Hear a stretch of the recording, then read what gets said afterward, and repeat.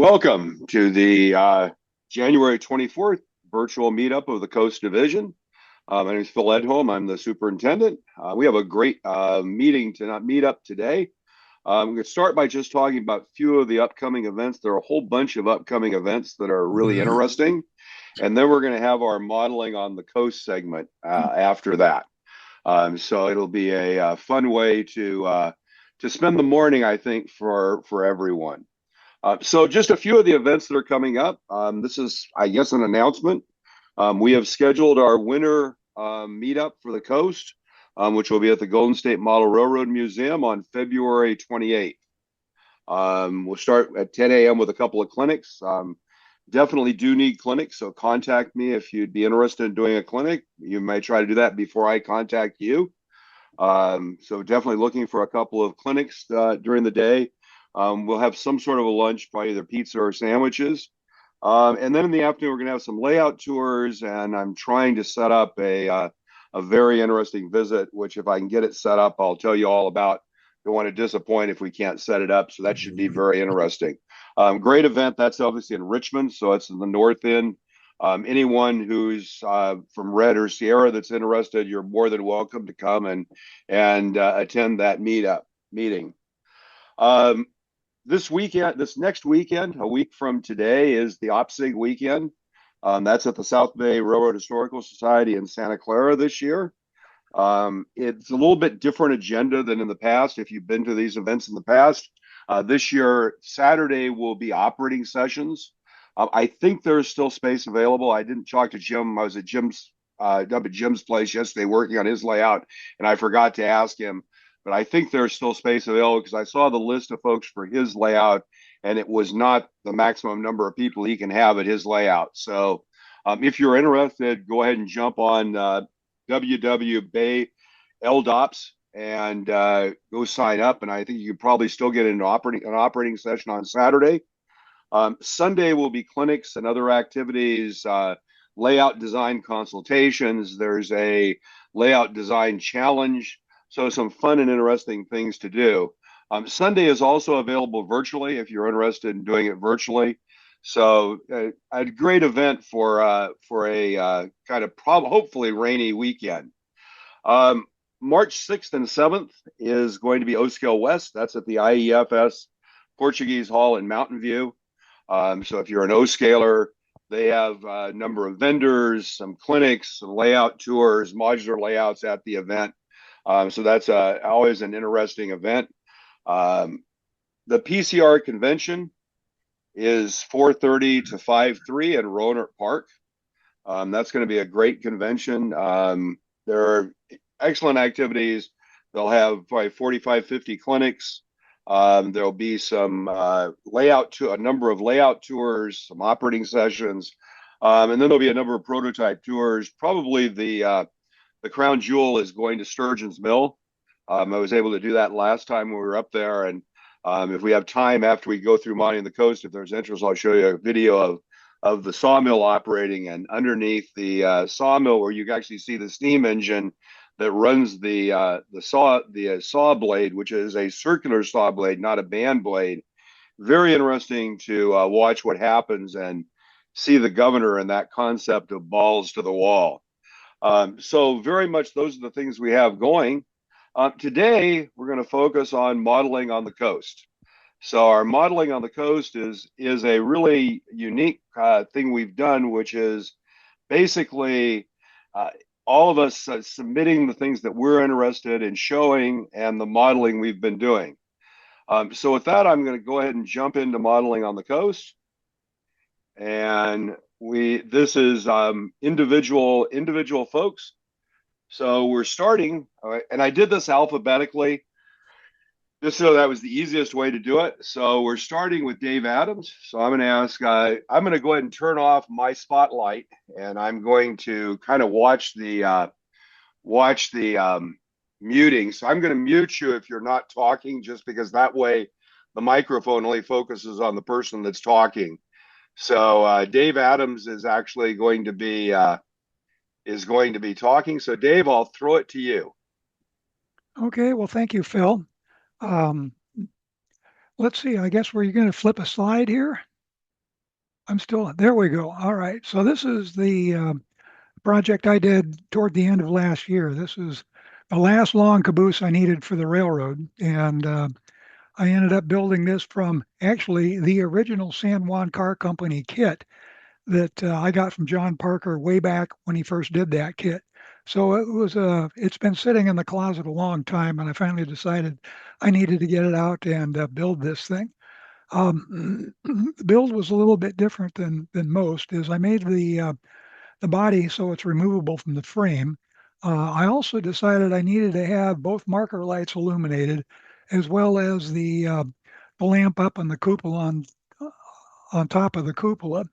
The other thing I discovered, because the kit had sat around for so long, the acetal castings for the end ladders and end rails, they had shrunk up so they no longer fit. So I had to scratch build the stuff on the rear platform out of brass.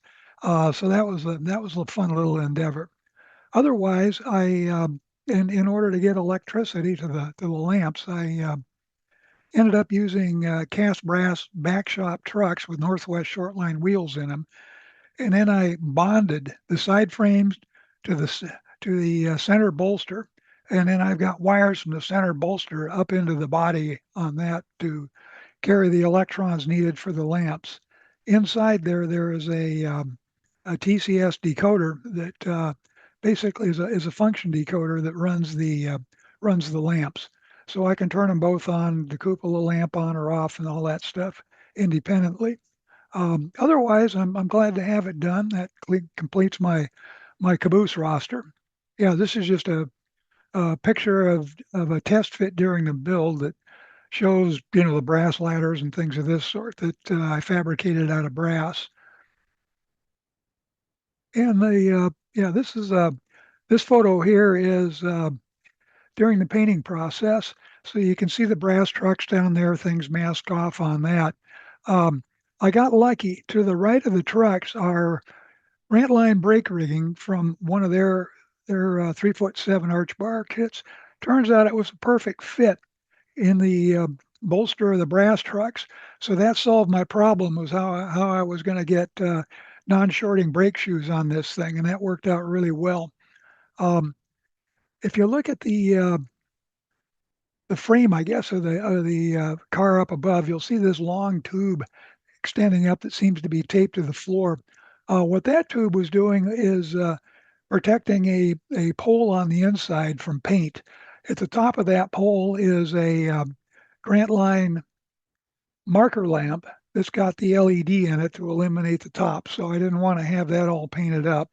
And that was it. Otherwise, the rest of the stuff is just kind of standard model building. This was with a coat of the Tamiya primer gray fine stuff, which I really like as a base medium. Okay, the next bunch of slides show some work I did in SN3. Actually, finished up late last year. Uh, During the layout design op weekend that was in the Sacramento State Railroad Museum last January, um, Charlie Getz gave everybody that wanted a backwoods, if you will, back of the stage inside baseball tour of the Magic of Scale model railroading, which is just fantastic. Um, Being kind of a fan and historian of the railroad history in Chama, I looked at the PBL Chama display, which I've admired at numerous narrow gauge conventions over the year. And what I noticed is that when they donated things to the museum for display, they didn't include any drop bottom guns, which in my mind, and looking at the scene for where they were saying they were depicting the 50s, you've got to have drop bottom guns. So I asked Charlie, if I were to supply drop bottom guns, can you get the folks to lift the cover so we can make the scene more correct? And so Charlie said he could do that. So I ended up buying kits from PBL to build the cars. I built 3 cars. I ended up buying 4 kits. Why did I buy 4 kits? Well, it turns out with bad eyesight, tweezers, and shaky hands anymore, I launched more small parts into oblivion than I can imagine. So the fourth kit supplied replacement parts for the three I was actually trying to build. So the first shot you saw before was a coal load. This is a cinder load. Whoops, sorry, Bill. Yeah, this is a load of cinders because they didn't have anything spotted in the cinder track that they faithfully modeled on the diorama. So I thought I needed to do that. And each of these cars has a different lettering scheme on it. I just thought we'd do that for variety, just to kind of show that. And most of these schemes lasted up until the end of the railroad. Much more well weathered than I've done here. Yeah, for those Dave, for those who don't know, the at the NMRA exhibit, this Magic of Scale Model Railroading, they have the original Chama Yards modular layout that PBL built many Yeah, years ago, yeah. and it's an outstanding. And one of the things that's interesting is to talk to Charlie about it, and Charlie was very adamant about including that in the Yeah. display because he said so many of the things like Smuggler's Cove Hmm. are kind of fanciful. They're not real. They're a creation. Where that Chama Yards is actually a fairly accurate Yeah. model of what actually was in Chama. So that's great, Dave. That I continue on here. I think you have another one here. Yep. And I decided one of the cars that was going to get positioned up on the dump ramp behind the coaling tower was going to be a car that had been dumped. So what we've got here is just a car with a weathered interior, some of the coal on the flatboards that don't dip down, and so that's the third car I built for the display. And this just shows the three cars lined up for painting. The holders were 3D printed by Jonathan Sauer, who's a fantastic modeler in his own right. He built seven of these things. He hasn't gotten around to painting them yet. And so he said, Dave, how are you going to hold them when you paint them? And I said, well, I was going to use my adjustable car holders and do that. And he said, well, I've got some already 3D printed that'll fit exactly. So he brought those over. And so I slop paint all over his nice holders. So he'll have at least three dirty holders when he gets around to painting his cars. Just a quick They, question: do those screw into the bolt into the they truck do, bolster? yes, yeah. Okay, So they, excellent, yeah, using the truck screws. So you're, great mhm. idea. But yeah, it's they were really nice. And this is a picture of the portion of the layout that's going to get most changed around when I get with Dave Putnam and we get together and get the cover lifted on that thing and do that. The two high side guns, which are up behind the coaling tower, will be relocated elsewhere.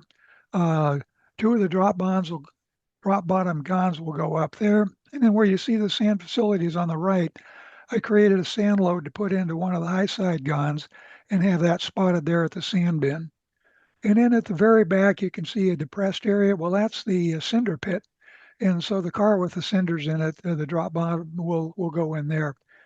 And we'll reposition some of the other stuff in the yard to be more typical of what that yard looked like in the 50s.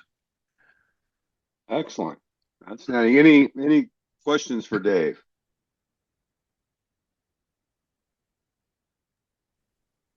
Very cool. And we'll all get Yeah, to I have see a them when we go. question. Go for it. You said you used Tamiya fine gray primer. What did you use for the color? Oh, okay. So the color, even though I got a bunch of Floquil, I'm trying to be healthier and paint with acrylic. So the color actually was one of the new colors from Micromark in their line of things. I just used their boxcar red for the most part on that. The interior dirty was the just the primer gray, and then I made real thin washes out of acrylics, and I just kept slopping them around and letting them dry and looking at it, and did that until I thought, okay, this looks pretty good. I'm done now. So it was a pretty quick and easy paint job. Hey, Dave, I got a question for you on the caboose. Yeah. It looked like you drilled for the rungs on the verticals for the ladder. Yes, I did. how do you get those holes positioned and drilled cleanly, et cetera, et cetera? Usually I don't have that good of luck when I try to do that. Yeah. So what I ended up doing, as usual, I ended up making a fixture out of styrene that would hold exactly and very tightly the brass side rails. Okay. And the other thing I did is I sweat soldered them together. So I was drilling through both of them at the same time. And then on the styrene rails that basically held the brass piece in place, I carefully measured that, drew lines of where the holes were going to go. And then I used actually a pin to get started with as a center punch, if you will, and then gradually worked my way up to, well, I had an awl that I could punch in there. And then at that point, I drilled the holes by hand using a pin vise. And I started the holes by rotating the drill in the wrong direction on that. And that kind of widened things out, centered it up. Then I could start rotating it right hand and drill through. And that gave me, well, I had a little bit of breakout on the back, which was easily cleaned up with a file. Then I just, got out the soldering iron, heated everything up, pulled the two of them apart, and then I had another fixture which held the rails while I inserted the rungs and soldered those. I hope that helps, Earl. Yeah, I've seen you do a lot of fixturing, especially on the roundhouse and all that. Yeah, So I can't build anything without building fixtures. I probably spend more time trying to make aids to hold things together in a model I'm building than I do building the model. yeah, I didn't know if you used a drill press for this or how you No, got the holes all by yeah, hand, huh? Cool. Thank you, Dave. yeah, you're welcome.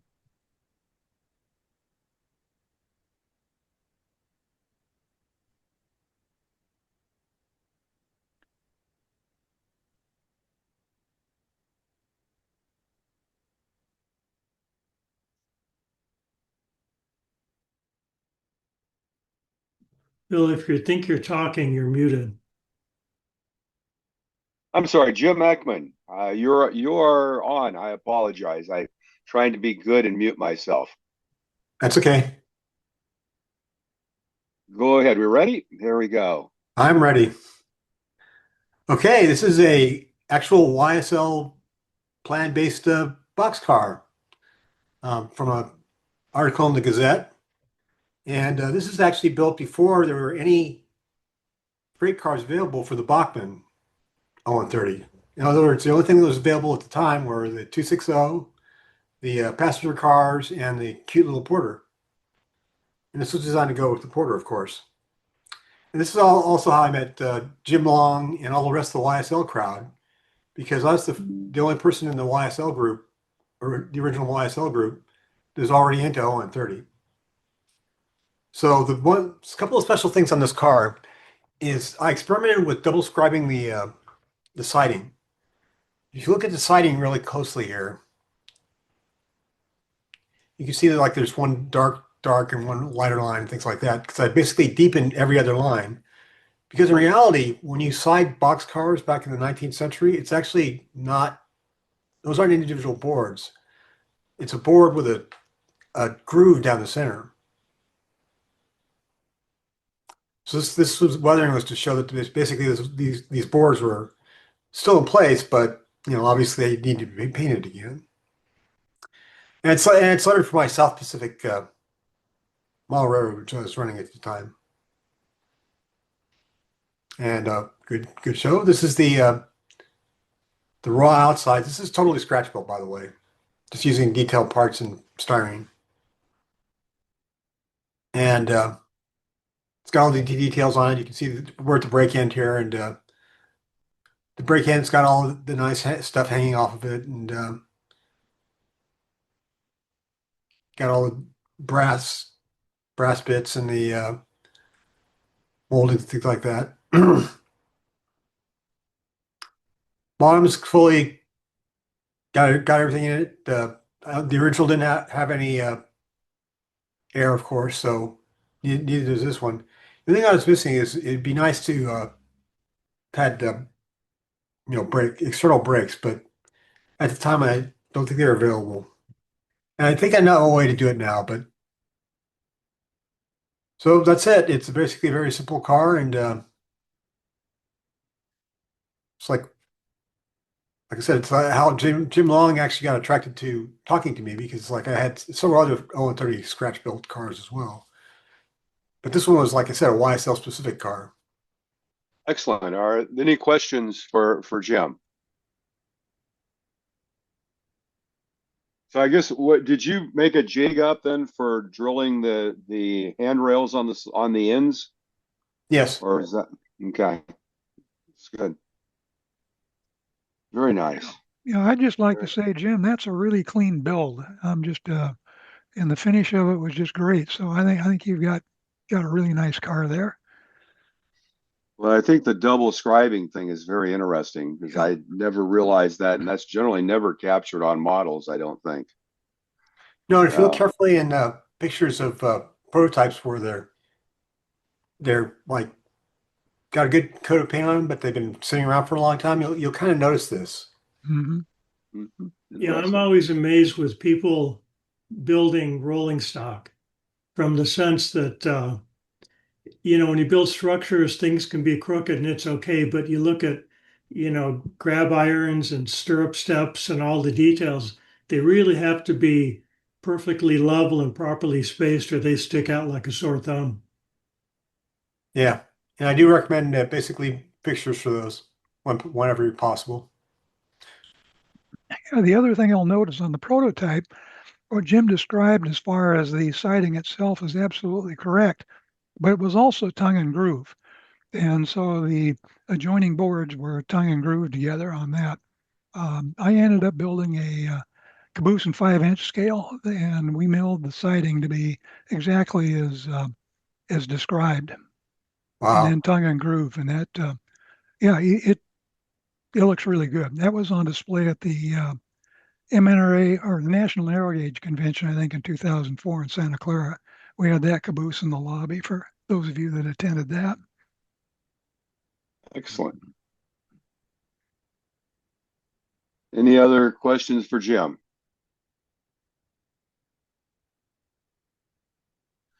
Well, next up is, quite frankly, me. So I will go ahead and spend a couple of minutes here and talk about a build that's not nearly as cool as those two because it was actually a kit build. So back a couple of years ago on the New Tracks Wednesday meetup, Bill Banta actually did a build along of this warehouse kit.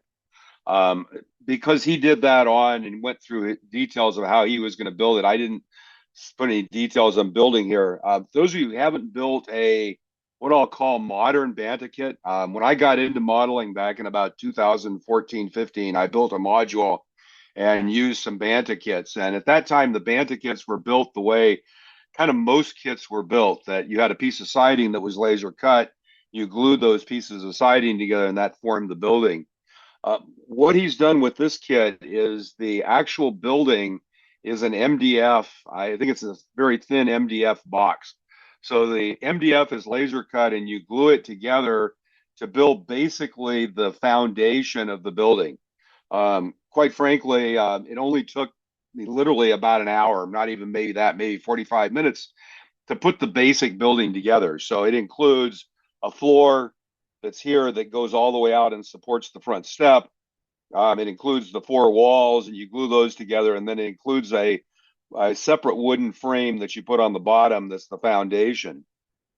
Then what he's done is the siding here is actually glued on board by board, and it's actually there's a bit of laser marking, so it's easy to keep things straight. But the boards are not strip wood. They're actually plywood, thin plywood that's been laser cut into strips.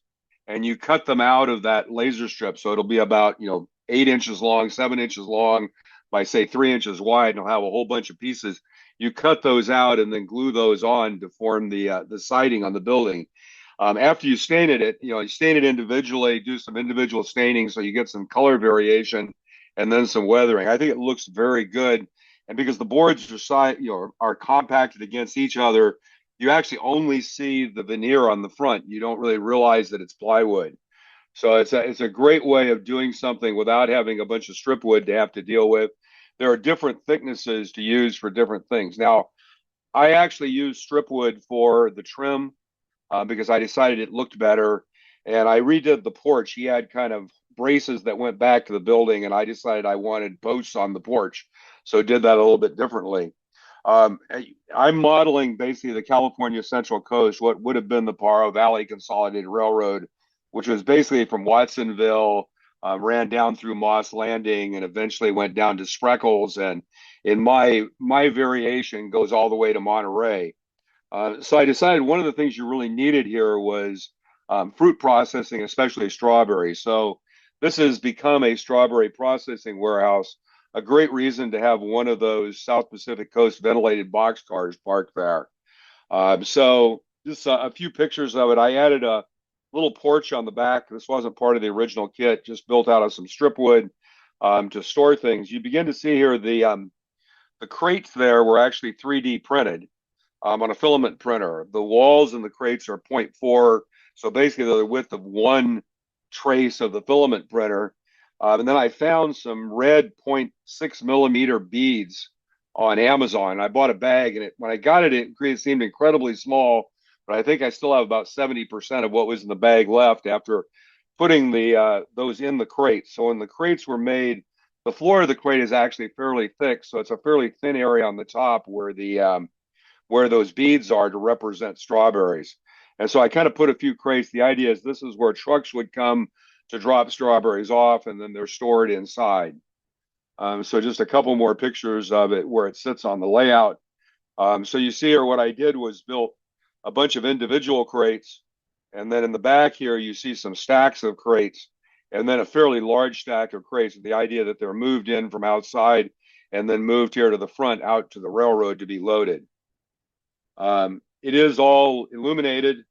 What I realized after taking this picture is my iPhone does a great job of adapting the light, and I could not actually visually see that there was a little bit of light seeping out of the roof, but turns out when you take this kind of picture with your iPhone, it basically processes it to generate the light much more effectively. So kind of nice when you have it lit up. So this is a picture of the interior.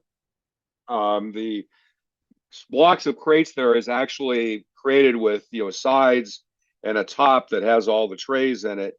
It was all painted, and then it was filled with those beads, and they were just glued on with a little bit of diluted white glue and a little bit of spray water to distribute it. On the right, the office, I decided I didn't want to try to put detail interior into it. Where this is located, you really can't see that well. So what I did was I just put the lighting in the office. The lighting is all LED fixtures that actually are 3D printed, and it gives pretty nice lighting in it. In the office, what I do is just put tissue paper on the inside to diffuse the light so you can't see it. So that's basically it. So I'll stop and see if there are any questions.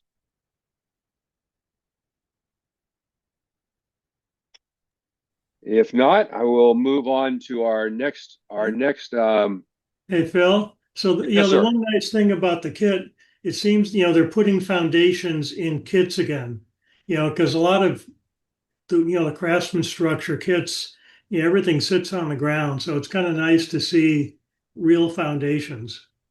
Yep.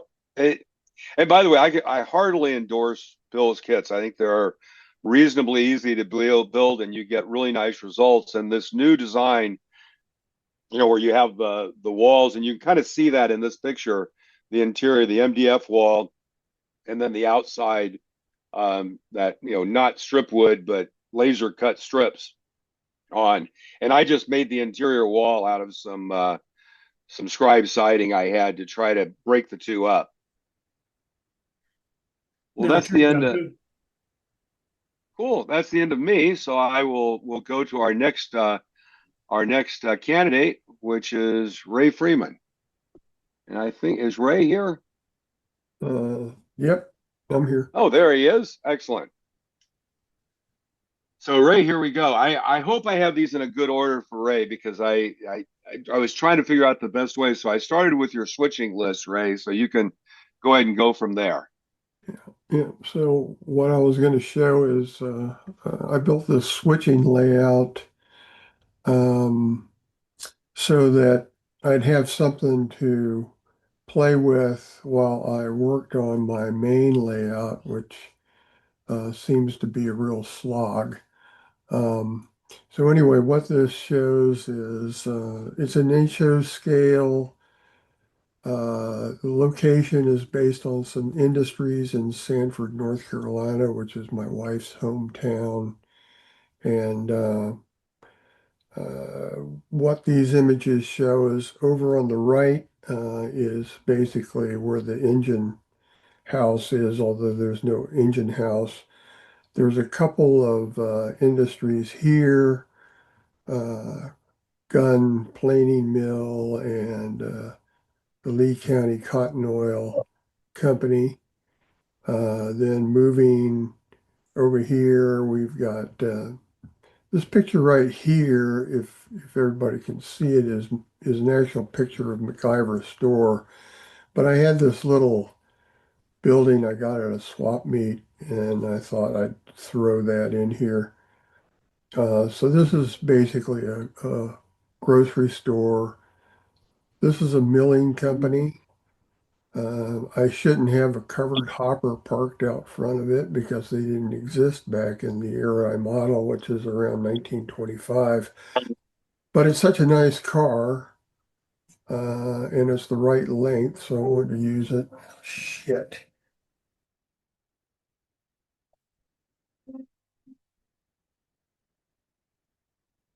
Sorry. Of course, I get a phone call exactly the wrong time.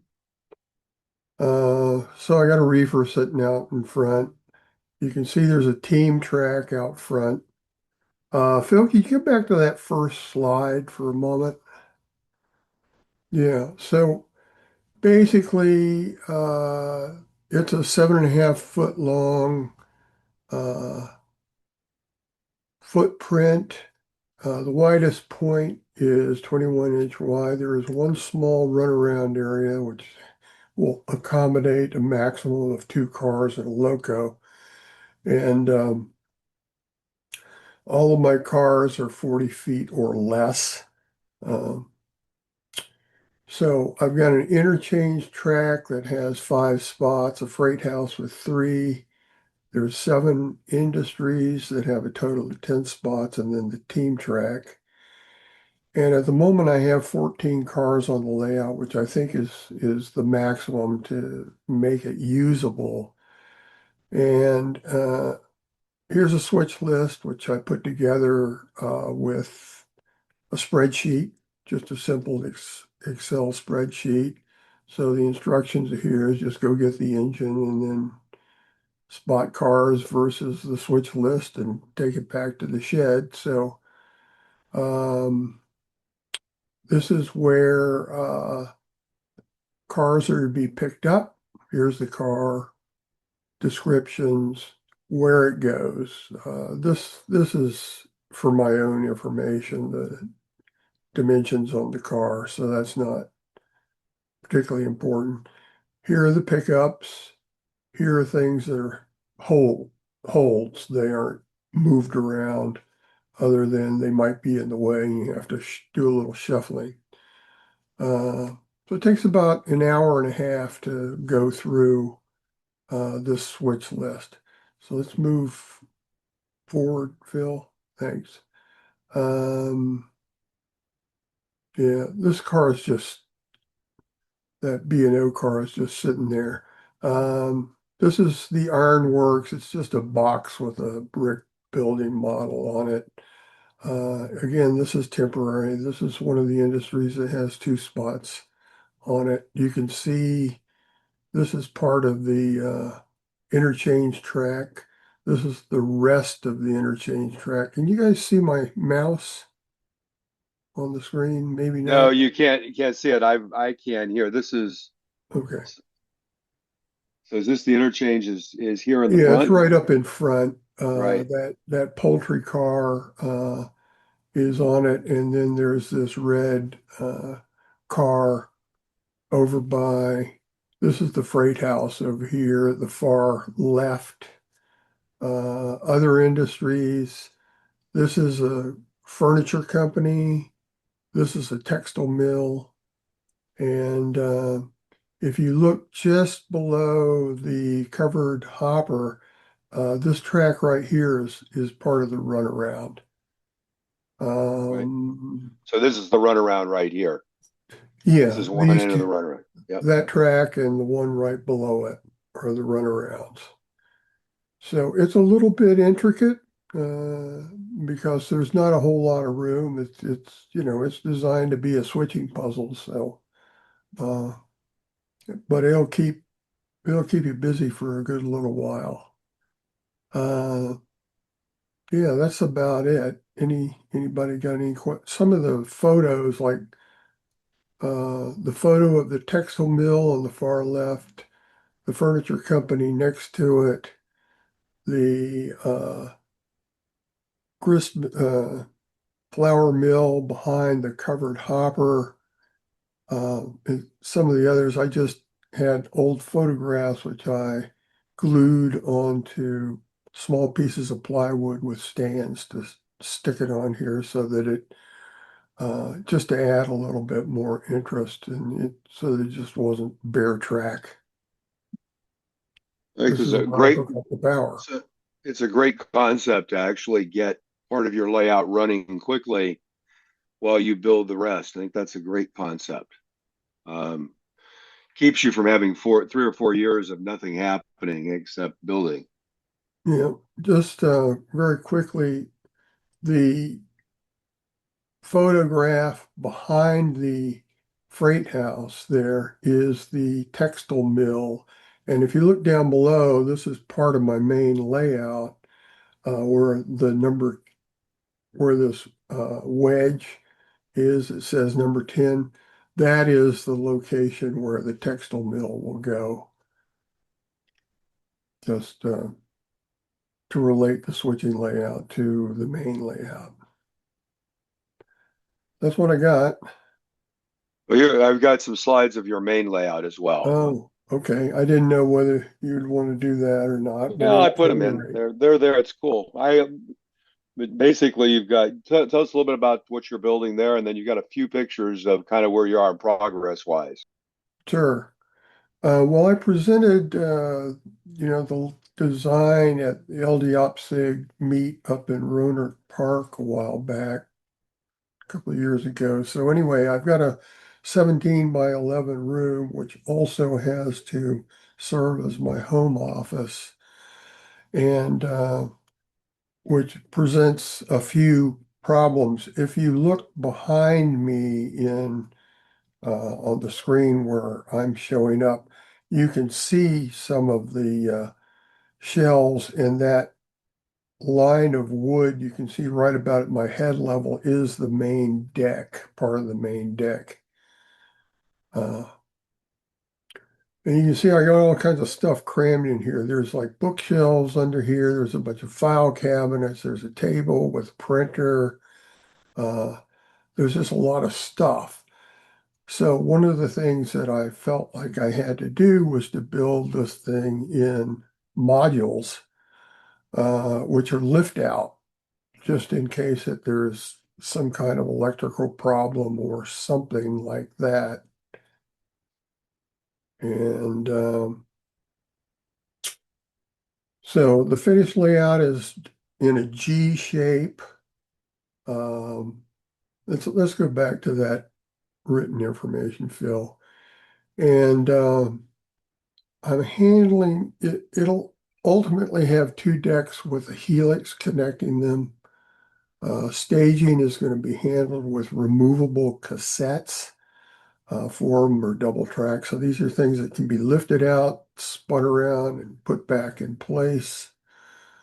Uh, what got me interested in this location is there's 5 railroads that actually served this town back in the day, which are listed there. And so there's a fair amount of interchange between all of them in real life as well as on the planned layout. I'm hoping to be able to accommodate up to 4 operators. I've got about 40 industries I think are planned. The maximum car length is going to be 42 feet. Most of them will be 36 or 40. And the largest power I'll have will be 280 consolidations, but I also have some 10-wheelers and Americans. So we can go back to the photos, Phil. So on the far right, this is excuse me, what I call module number 1. This is where the helix is, where that yellow box car with the 440 American sitting behind it. And you can see what I've done is I have printed out at HO scale the plans and laid them down so that I could get the tracks in more or less the right place. Of course, there's always adjustments that have to be made. This is just track that's laying there. I got a little sloppy taking these photos. So here you can see a seam between 2 of the models. That's an image. In the middle one,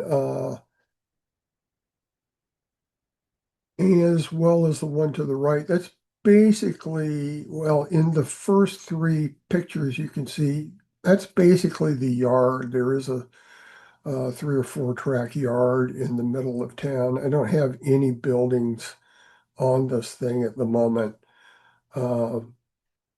Where it says lumber storage and glazing and finishing, that is the largest industry in town, which is Sanford Sash and Blind. There's a couple of freight depots here. If you look just to the left of this little throw bolt, you can see a sign that says ACL Depot. So that's the Atlantic Coast Line Depot. In this middle photo along the back, you see this little white strip. That's where the depot for the Atlantic and Western Railroad will be. And then moving over to the left, we're got the rest of the yard, and there's some industries that'll be along the wall. There's a warehouse. There is a wholesale grocery in there. And that's about what I've got done in terms of track lane. Coming around the corner, this is, some of the stuff that's planned. So right now I don't have any track laid on these 2 modules. Just have the map down. And the way I've been doing it is I've got a Wartenberg wheel that I run over the plans and kind of scores the plywood on top of the deck. And I take that up and mark the center line with a Sharpie. And then I can start putting down cork and track.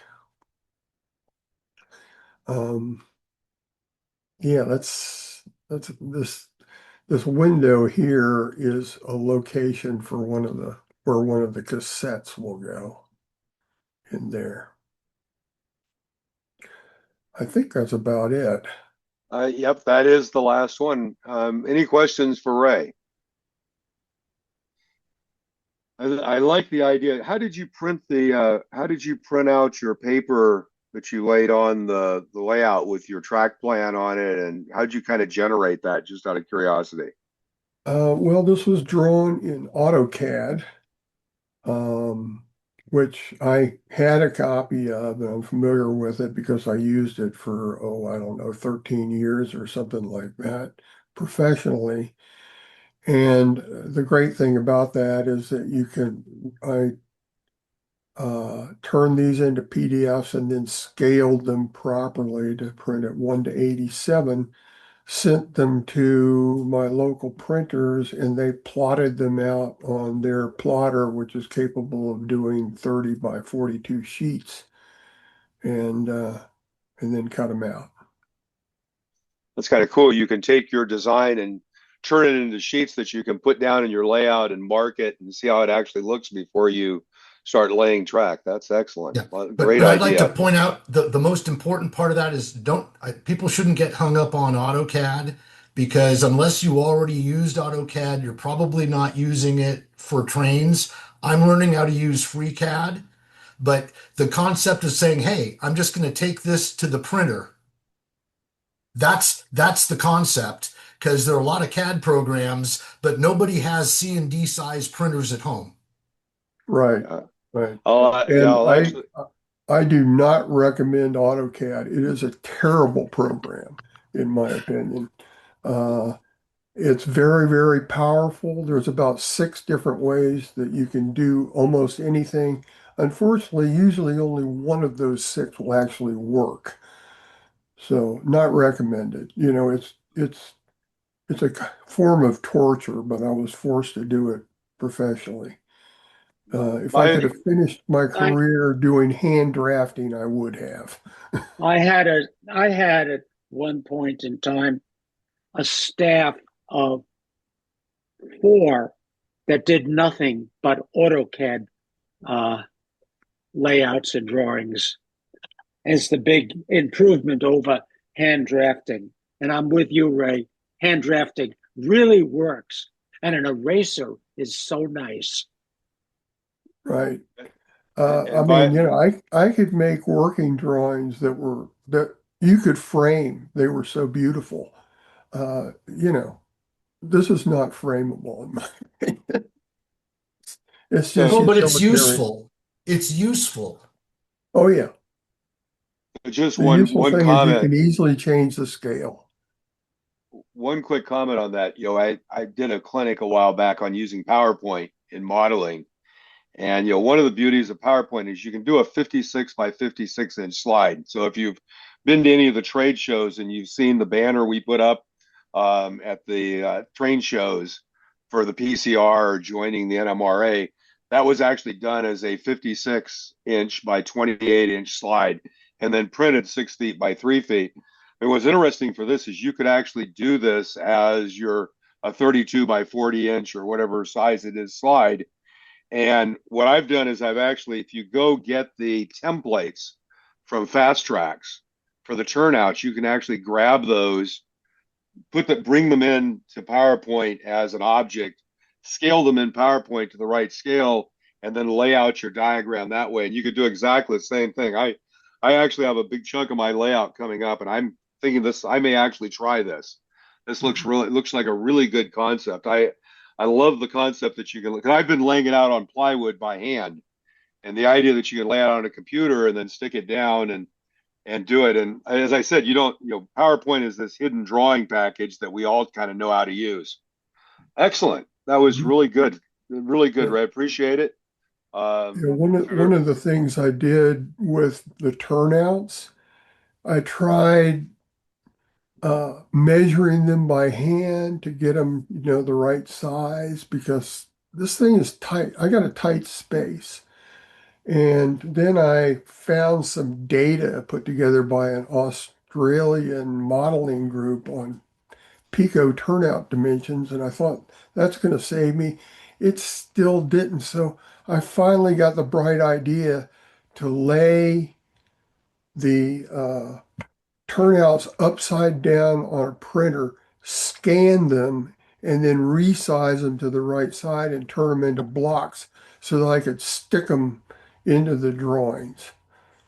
Yeah, that, I scan my Pico switch. So for 0 I scanned my Pico switches, printed them out, made sure that they scaled the full size. I had to adjust it a little tiny bit to make sure that it really printed to the exact full size, and then I actually laid photocopies of the switches down on my Surface to help me lay out the track work, because it's easy for me to get straight lines. I also did a plywood trammel curve with my minimum radius. So I decided my minimum radius was 24 or 23 inches in 0 So I basically cut a piece of plywood with a 23-inch curve on it. And then I made sure that I used exact copies of switches, and I basically drew from my template or my form for my curves. But I like what you did, because you got everything on the paper. Excellent. Any other questions for Ray? Yeah, just one comment that the PACO does have, if you go to their website in the UK, they have all of their products available as a PDF drawing. Mhm. And you can free to copy it, download it, whatever, and reproduce it as many times as you want for a different layout of things. Mhm. I think the same thing goes with Central Valley. I'm not sure about microengineering.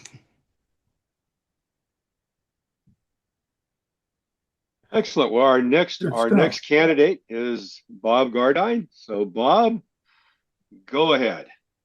Okay, so this is a Leadville design 28-foot Carter boxcar. So this boxcar would be suitable on fills on layouts up and down the west coast of the United States. I have to say that this has been an extraordinary kit. I decided that I hadn't built any kit cars since I was in college. I decided that I wanted to build something that would be a great car for my North Pacific coast, and this is a great kit.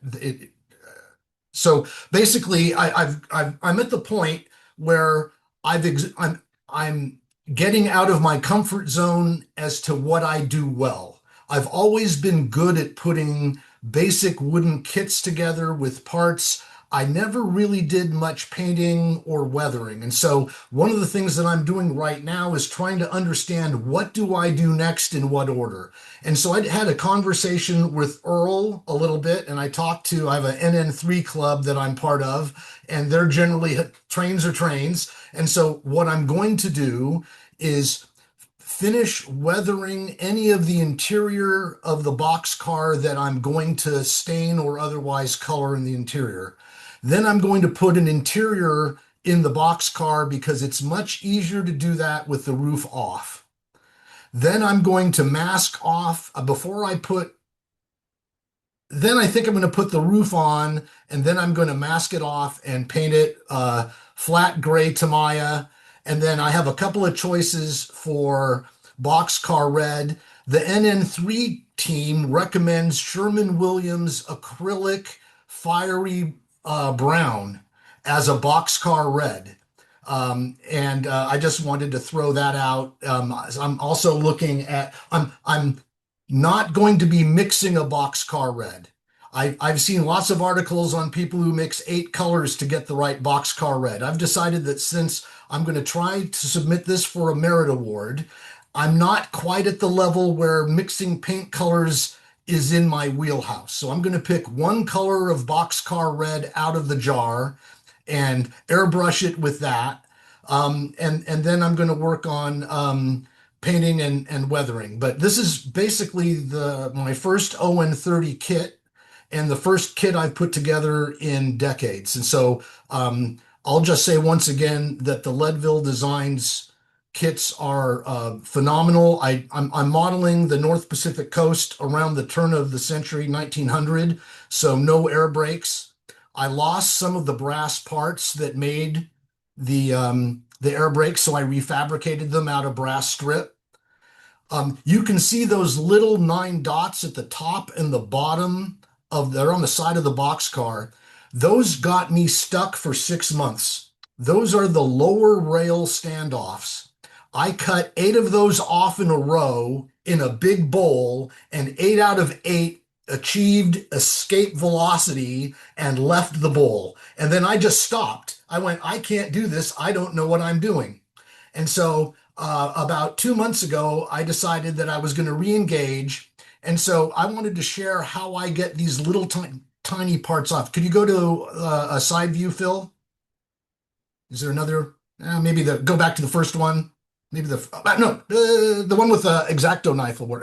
The little standoffs there are very small. So what I ended up doing to cut those off, you can see 3 of the standoffs above the X-Acto knife. So what I did to get those, I ended up being able to cut those off and apply them 10 out of, actually, it was I had to put on nine fuzzies, like 24 of them. I did 20. I only lost one out of 24. I basically cut it off right at the sprue, right at the base of the sprue. So I had the longest possible sprue on the part. And then I held the part in between, under my short fingernail. So basically, the part I'm trying to keep is in between my finger and my fingernail with the long sprue sticking out. And I back my fingernail back so I could see the flat area where I'm supposed to cut the sprue off of. I would cut the sprue off with a very sharp X-Acto blade. I would pick my finger up, the part would stay under my fingernail, and I would rub it off and it would just drop onto the table. I put a small amount of white glue on the edge of my tweezers, and that gave me just enough sticky to hold the part while I put a dab of crazy glue applied with a like 20 thousandths piano wire to a pre-drilled hole, and then I dropped the part in. The white glue was on the front face. That little sprue that you see sticking up was what went into the hole. And so this is what unblocked me after 6. So I went from losing 8 out of 8 of these small parts to being able to apply 24 of them successfully, and I only lost one once I figured out how to do it. So it's sort of, we get blocked for various reasons, but I just decided that I wasn't going to continue until I could figure out how to do this justice. I thought about putting in nut bolt washer castings instead of these, but when I looked at photographs of the box cars in my reference books, they didn't look like nut bolt washer castings. They looked like things that they gave me in the kit. So there's the trucks, I think, are Wiseman Carter trucks. So those are, I still have to figure out how to paint, and I put some grimy black on those, but that's all that I put on those. And so I'm at the point where I'm going to plan what I'm going to put into the interior. I've seen the sides of the doors, the doors open but blocked off with like sort of scrap wood blocking the interior so pigs could run around or stuff like that. So these were the doors before the hold offs were put on the bottom, or the runners were put on the bottom. So just as I said, a phenomenal kit. It's about $100 kit now. It was like $90 when I bought it before I got stuck. But I'm planning on building their. They have a passenger car that I'm going to build as well. So as I said, a real learning experience for me. Yeah. I have just one thing on this.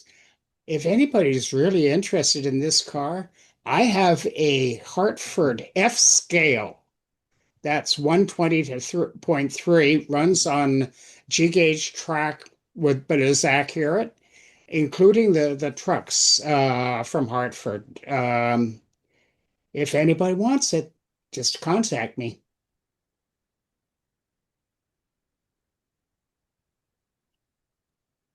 So that's about it for what I've been working on that. Any other questions for Bob? I did have one question, Bob. Were the doors, did you, is this cast or is it individual? That's etched. It's an etched brass. The entire kit came with a large set of etched brass parts. And so the door screens are etched brass. So these are wood and these are etched brass. Right. So there's that's basically, they're either 2 or 3 parts where there's a wood front and an etched brass back. Excellent. Outstanding.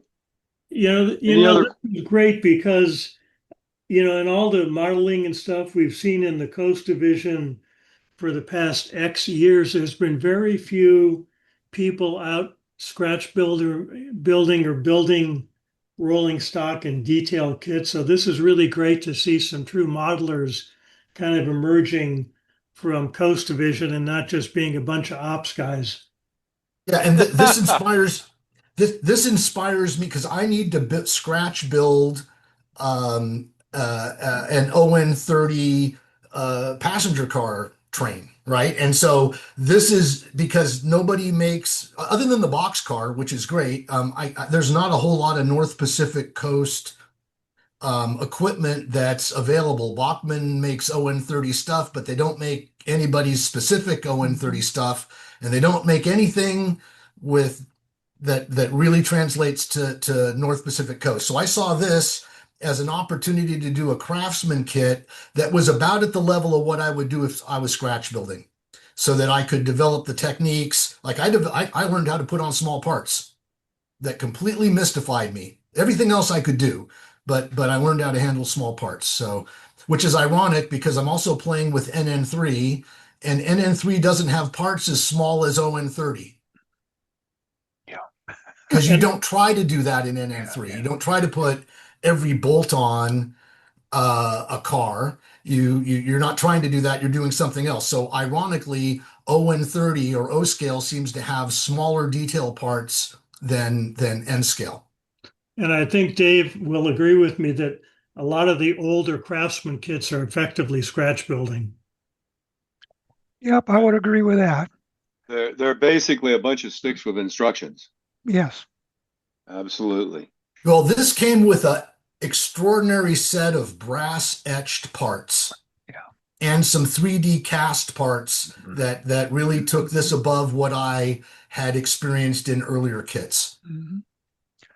Yeah, Bob, this is Dave Adams. For de-spruing things, I over the years have spent all my tool money at PBL buying their various sizes of nippers. And these things are just absolutely wonderful for separating all the supports for 3D printed parts and also getting really fine removal of plastic parts from the sprues. I mean, it's to the point Right. where you don't even need to touch them up most of the time. It's just such a good clean cut. It just is there. And so that's what I've used. And then you were talking about the escape velocity in the bowl. I thought that was great. I understand that problem real well. I end up doing the same thing with the bitty parts. Is I've got a bowl, I've got the sprue, I've got that, I've got my hand over the top to try and knock any flying parts back down into the bowl. But yeah, I've found the PBL nippers or despruers to be just absolutely fantastic. There are various sizes and various weights, and what I've discovered is they provide instructions on how to use them. And if you don't follow them, you destroy a really nice tool in really short order. So after trying to cut brass wire with them and a few things that they say do not do this, and then having to buy another tool, I did that. But otherwise, those things they're in my tool rack, and they're one of my really go-to items for despruing anything. So I Hey, Dave. desprue with nippers. I desprue from the big cast, 3D parts. Yeah. I desprue with the nippers, and then I use the number 11 X-Acto under my fingernail. And I'm using a little bit of white glue just to make my fingers and the tweezers a little sticky. And that keeps stuff from escaping. All right. Yeah, one suggestion. I have the same, Dave, some nippers, and I took a Sharpie and wrote plastic only on them, just to remind myself, because when you go to reach for a tool, it's really easy to forget that tool is not supposed to cut anything except plastic. Yeah. And so by writing it on it, I remind myself not to screw up. Well, Bob, that was excellent. Yeah. We have our last, and the problem with having W as your last name is you get to be last. So with that, Jesse, you're up. Well, thank you. Well, let me preface what I have to say with, according to Earl, I'm not a true modeler. I model for fun. I'm from the old school of Model Railroader magazine that said modeling is fun. And part of what I've been doing lately, I like structures a lot, and I am in awe of everything I have seen today. especially the rolling stock people. I'm still putting stuff on my layout that is blue box 40-foot Athearn cars. The first slide, if you can. I'm building 12 by 12 modules lately, and this one is called the gas station. It's got the required piece of track. It's got 4 structures, 6 vehicles, and 28 people. All the structures have interiors, and I'm probably going to use this as part of a mini clinic that I'm going to run on building 12 by 12s. This is an almost finished module. It has a lot of cleanup to do. The painting is a little raggedy in spots. But today I want to look at the big building in the back here. And that is, and I don't think you can see my pointer, it's the red, there you go. It's Kelly's Bar. The next slide. Anybody who modeled HO and ever looked in the catalog or wherever, everybody's seen Kelly's Bar. It's design preservation models. It starts with, it's about $20 today, which amazes me because I never spent that much. And I've got, I don't know, 3 or 4 more of these on my layout. They're in various colors, in various places, and various pieces. Because part of my philosophy here is I believe there's at least 2 and maybe 3 models in every model box. I'm a big kit basher, and that's something I can talk about all day long. I have these, and I had another one of these, so I picked it up and I said, next slide, please. This is it. This is what I put up in that far corner. There's almost nothing scratch built. I'm sorry, everybody. It's just painted and applied decoration because it's the feeling of the 12 by 12, and it's not fine modeling. It's fine having fun and that sort of thing. Can I see the next slide? This is the side of the building, and one of the things that most people know about me is I stick stuff on models and on anything I can. And all of these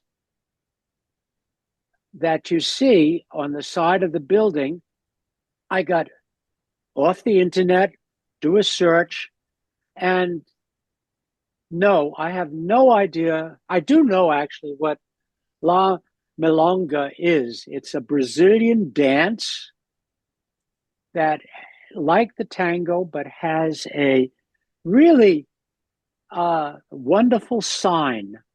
So what I decided was that we have a bar on the bottom, and we're going to have a dance club upstairs. So in one side here, we've got a couple of people going to my upstairs entry. And on the other side, I've got somebody who's just walking into the bar, and there on the far side, you see somebody just strolling on to go to the train station, which is in the front of the layout. The other thing I look at when I make a 12 by 12 is it's a cut of the universe. So I have no trouble with edges that are irregular but straight. And as you notice, the edge of the building, the edge of the sidewalk, the edge of the street all end. And this is how the building sits. Next slide. Back of the building. This is where I had the most fun. And When you turn the building around, we have what's happening inside. And as you can tell, it's where I need to finish a lot of painting and touching up and that sort of stuff. Next one. This is the downstairs, and we're in a bar. We have my favorite thing, a bunch of strange signs, which come from beer that I found in looking up things like Brazil, Italy, Texas, just all sorts of wonderful places that have great beers and great beer signs. There's a couple sitting there doing much of nothing, aside from my mother would be annoyed. He put his feet on the furniture.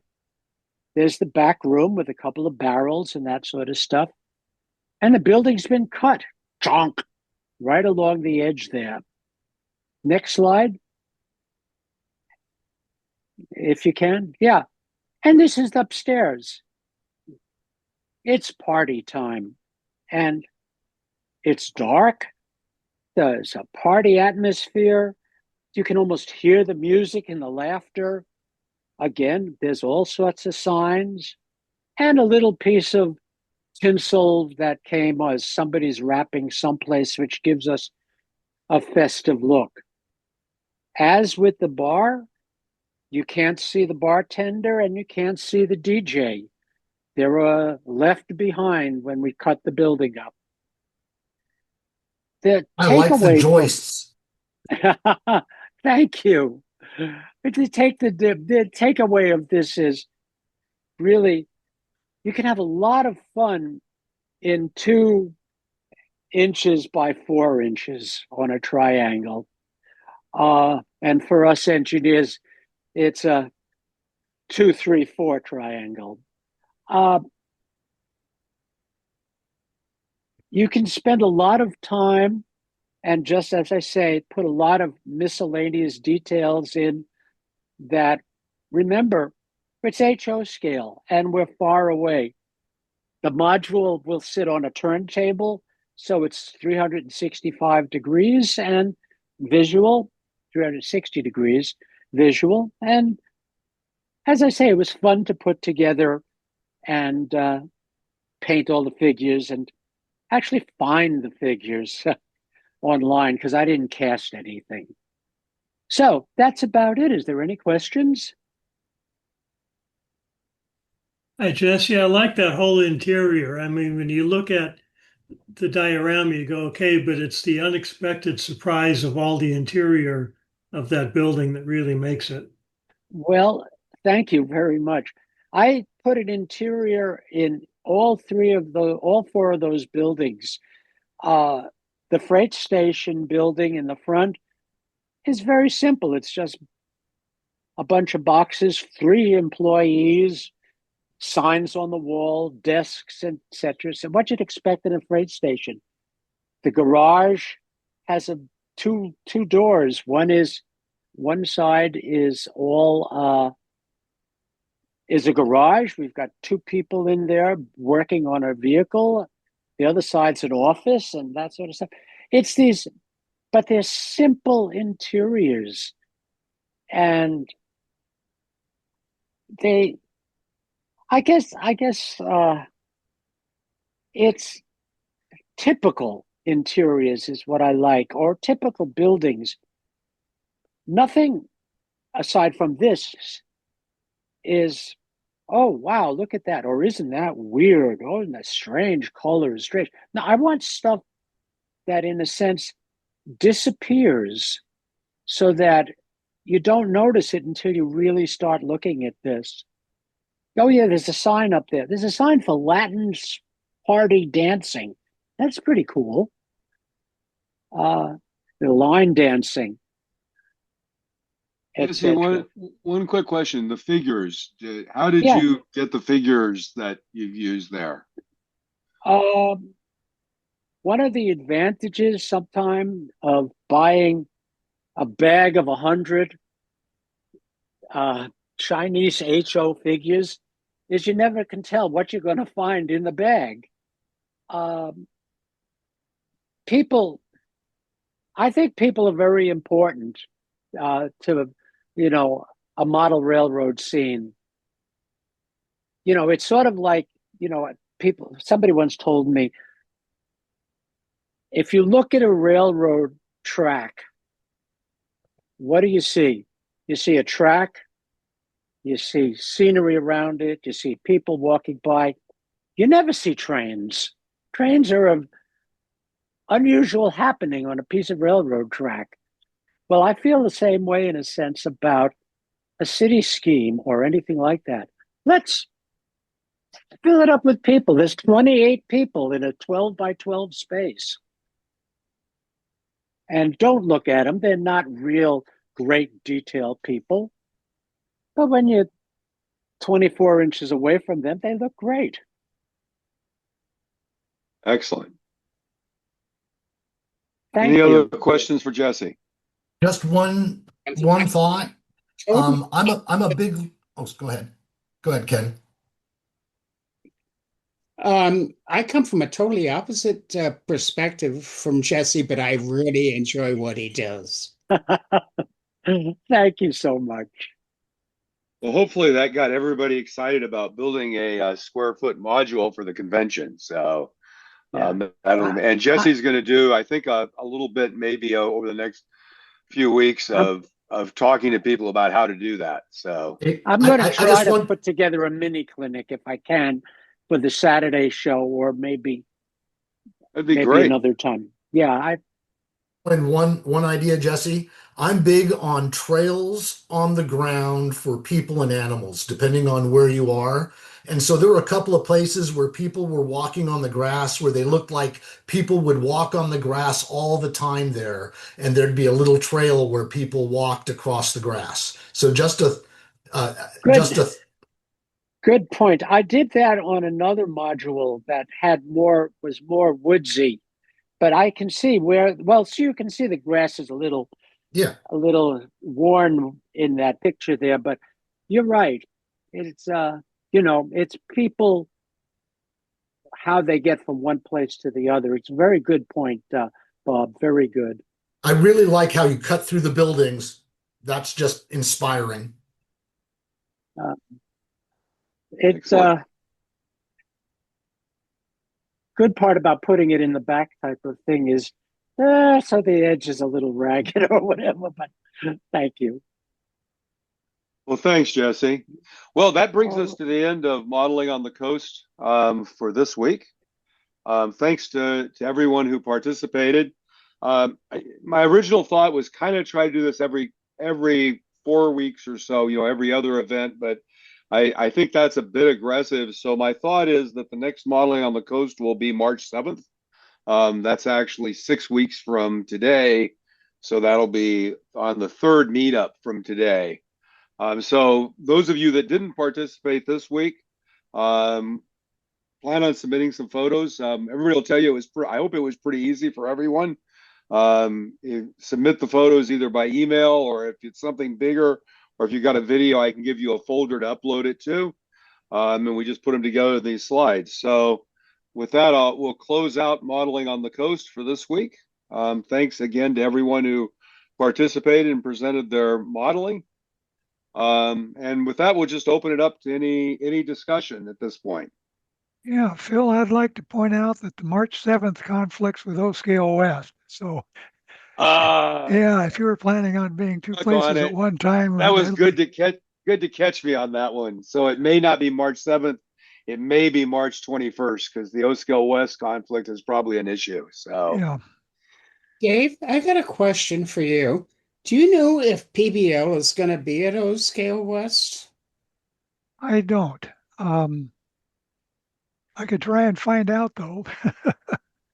The reason being, even though I'm a HO standard gauge model, I'd like to get some things like another set of nippers, and getting them from the backwoods somewhere up near Ukiah is not that easy.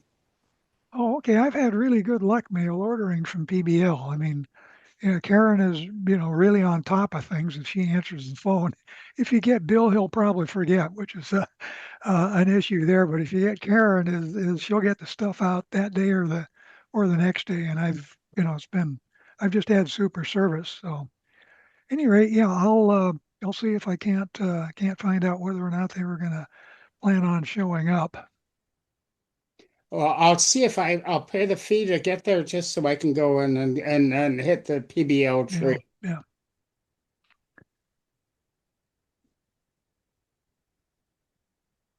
Yeah, I don't see on O-Scale West's website yet a list of vendors. So,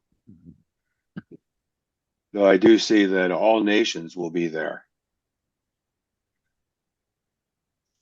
Yeah, Anyway, Phil, on the All Nation thing is, I don't know if they're going to be there physically. I was reading the All Nation website the other day, and they've come up with a program where they basically is if there's a convention or a meet going on somewhere that they think is of interest to O Scale, they'll have a meet special that applies nationally. And so it will be some of it they'll be physically at the meet, other things they'll have their logo and whatever else. And here's how you sign in to get our deal of the day for the for this national meet. So that's it. So I don't know whether they will physically have people on the ground there or not. I would hope they would. yeah, they say they're going to have the new traveling display with selected items from their product Yeah, line. I don't know, and then I think this, you're right. The specials probably are general yeah, for the show, but that's good.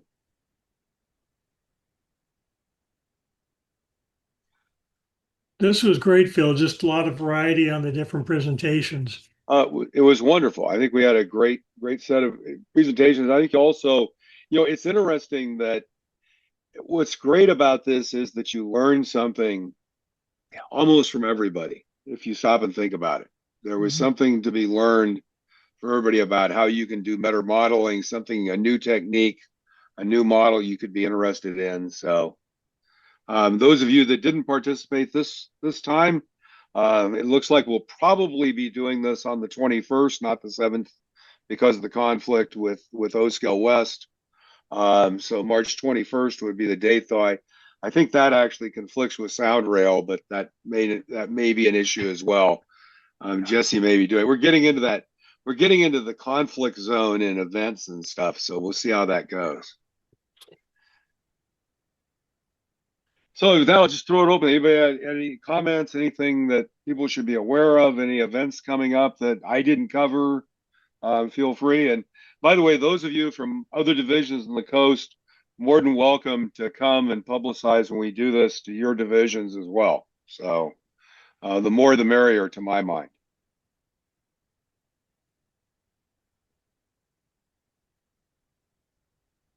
Everybody wants to be Great call, silent. I think Phil. everybody's overwhelmed, so I think we will call it a day. yeah, Everybody have a great rest of the weekend, and we mhm. will plan on seeing you in a couple of weeks.